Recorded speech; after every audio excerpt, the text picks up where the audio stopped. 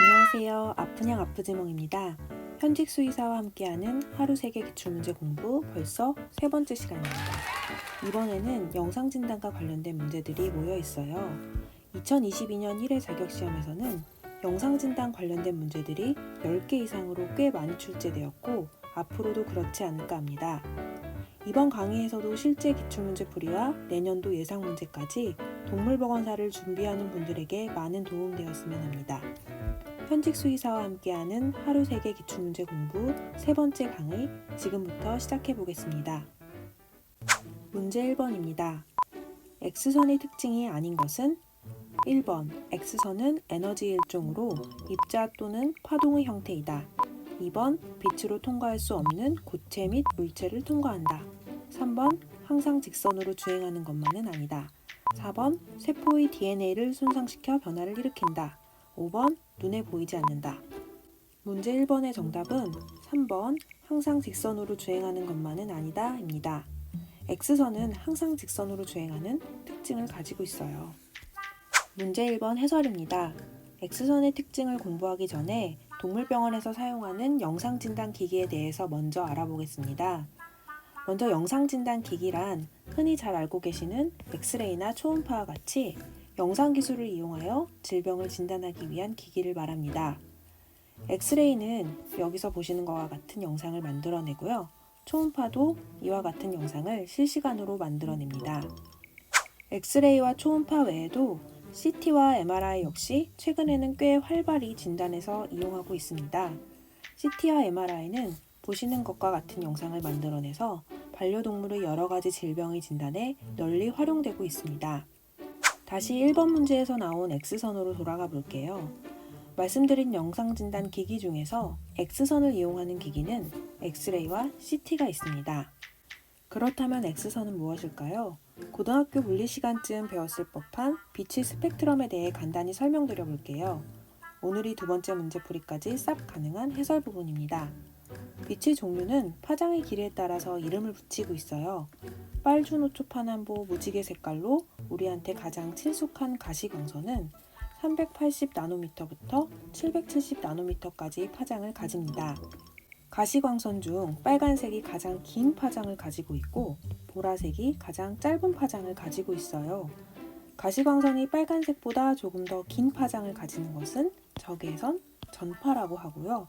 보라색보다 더 짧은 파장을 가지는 것은 차례로 자외선, X선, 감마선이 있습니다. 엑스레이와 CT 촬영에 사용되는 X선은 바로 여기에 있습니다. X선 역시 빛이기 때문에 항상 직선으로 주행하는 특징을 가지고 있습니다. 그 밖에 보기에 나왔던 X선의 특징들에 대해서도 알아두시기 바랍니다. 두 번째 문제입니다. 다음 중 적외선 파장의 범위인 것은 1번 8000에서 8만 나노미터, 2번 80에서 800 나노미터, 3번 300에서 600 나노미터, 4번 300에서 6000 나노미터, 5번 300에서 6만 나노미터. 두 번째 문제의 정답은 1번 8000에서 8만 나노미터입니다. 두 번째 문제의 해설입니다. 첫 번째 문제의 해설에서 공부했던 빛의 스펙트럼을 다시 가지고 왔어요. 이것을 보시면 굳이 설명드리지 않아도 답을 찾으실 수 있을 것 같습니다. 개인적으로 이런 문제는 좀 안 나왔으면 좋겠습니다만 실제 시험 문제의 보기가 어렵게 구성되어 있지는 않았던 것으로 기억이 나요. 터무니없는 범위들이 보기에 있어서 의외로 간단하게 문제를 풀었던 기억이 납니다. 어쨌든 이 문제를 풀기 위해서는 어느 정도 빛의 파장에 대한 지식은 필요한 것이 사실입니다. 한 가지 팁을 드리자면 가시광선을 기준으로 파장의 범위를 기억해 두시고 그보다 짧으면 자외선과 X선, 그보다 길면 적외선과 전파라고 알아두시면 될 것 같아요. 혹여나 이렇게 되면 다시 출제되더라도 충분히 정답을 고르실 수 있을 것 같습니다. 세 번째 문제입니다. 초음파 검사의 특징이 아닌 것은 1번 X선을 이용한다. 2번 내부 장기들을 실시간으로 영상화한다. 3번 CT나 MRI에 비해 가격이 저렴하고 이동이 용이하다. 4번 초음파는 인간의 귀로 들을 수 없는 높은 주파수를 가지는 음파이며 액체나 고체 등에서 전달이 잘 된다.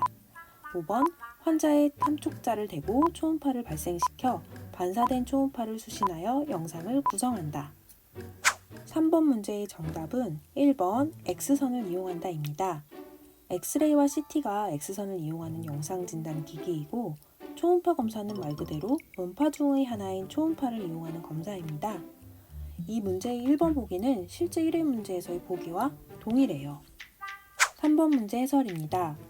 먼저 초음파란 인간의 귀로 들을 수 없는 높은 주파수를 갖는 음파를 말해요. 초음파 검사의 원리는 프로브라고도 하는 탐촉자에서 발생된 초음파가 검사하고자 하는 조직의 경계에서 반사되고 이 반사된 음파를 받아들여서 영상을 만드는 거예요. 초음파 검사는 실제로 동물병원에서 엑스레이만큼 많이 하게 되는 검사입니다. 초음파 기기 앞에 환자를 눕히고 검사하고자 하는 장기와 가까운 피부에 탐촉차를 대면 발생된 초음파가 장기에서 반사되어 기기로 수신되며 여기에 보시는 것과 같은 초음파 영상이 실시간으로 영상화됩니다. 초음파는 액체나 고체 등에서 전달이 잘 되기 때문에 복부장기와 같은 장기의 검사에 용이하고요. 공기 중에서는 거의 전달이 안 되기 때문에 공기가 차 있는 폐와 소화관의 검사는 하기 어렵습니다. 세 번째 강의에 대한 현직 수의사의 의견과 내년도 예상 문제입니다. 2022년 올해 1회 시험에서 영상진단과 관련된 문제만 최소 10개 이상 출제되었어요. 그만큼 실제 동물병원에서 영상진단 검사를 많이 하게 되기 때문일 거예요. 따라서 수의학적 영상진단을 위한 기기 종류가 무엇이 있는지 그리고 간단한 원리는 무엇인지 알아두시는 것이 좋겠습니다.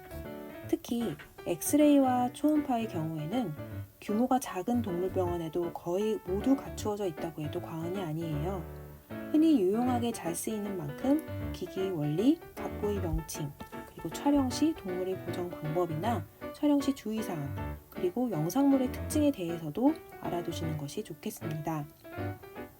다음번 영상에서 나머지 7문제에 대해서도 다룰 예정이니 앞으로도 많은 도움 받으시길 바랍니다.